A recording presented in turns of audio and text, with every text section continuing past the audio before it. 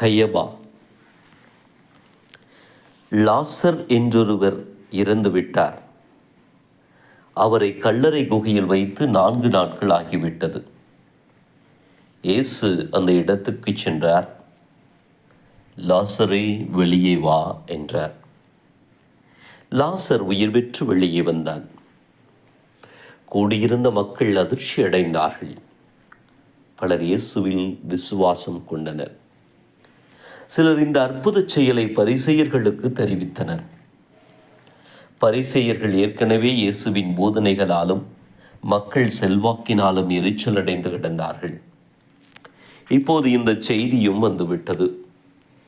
பரிசேயர்கள், மறைநூல் அறிஞர்கள், தலைமை குருக்கள் எல்லோருடைய மனதிலும் கோபம்.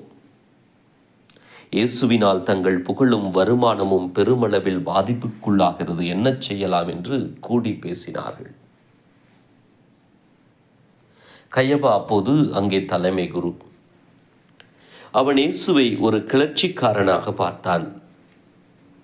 காரணம், அப்போதைய மதகுருக்களின் சட்டங்களுக்கு எதிராக இயேசு போதித்தார்.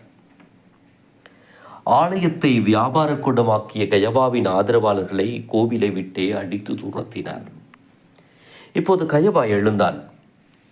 இனம் முழுவதும் அழிந்து போவதை விட ஒரு மனிதன் மட்டும் மக்களுக்காக இருப்பது நல்லது என்று சொன்னான். ஒரு குழப்பவாதியை ஒழித்து கட்டினால் நாம் நிம்மதியாக இருக்கலாம் என்பது அவன் சொன்னதன் அர்த்தம். ஆனால் இயேசு அழிந்து போகும் இனத்துக்காக தனது உயிரை பலியாக கொடுப்பார் எனும் தீர்க்க தரிசன வார்த்தையாய் அது ஒலித்தது. தலைமை குருவின் அந்த வார்த்தை கூடியிருந்த பரிசேயர்கள், மதவாதிகள் அனைவருக்கும் ஒரு மாபெரும் புத்துணர்ச்சி ஊட்டியது. அன்று முதல் அவனுடைய ஒட்டுமொத்த சிந்தனையும் இயேசுவை எப்படி தீர்த்து கட்டலாம் என்பதில் தான் இருந்தது. இயேசுவை பிடிக்க செய்த சதி ஆலோசனையில் கயபாவின் பங்களிப்பு கணிசமாக இருந்தது. அவர்கள் சதி ஆலோசனை செய்யும் இடமே கயபாவின் வீடாகத்தான் இருந்தது. அவர்கள் இயேசுவை கொலை செய்வதுடன் கூடவே இயேசு உயிர் கொடுத்த லாசரையும் கொலை செய்ய வேண்டும் என்று தீர்மானம் செய்தார்கள். கடைசியில் இயேசு பிடிக்கப்பட்டு கயபாவின் முன்னால் கொண்டு வரப்பட்டார். 2 பேருடைய சாட்சிகள் இருந்தால்தான் இயேசுவை கொலை செய்வது சட்டப்படி சாத்தியம். ஆனால் சாட்சிகளோ முன்னுக்கு பின் முரடாக பேசி குழப்பினார்கள்.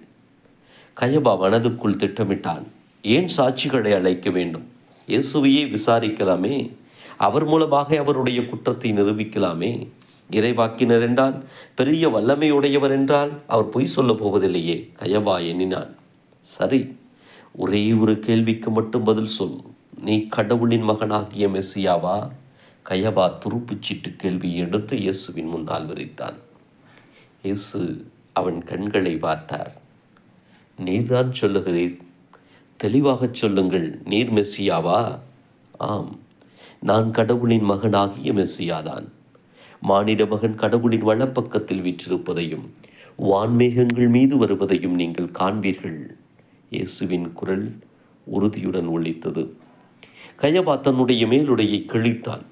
இதோ நீங்களே கேட்டீர்களே, நம்முடைய கடவுளை இவன் பழி துரைத்தது நீங்களே கேட்டீர்களே.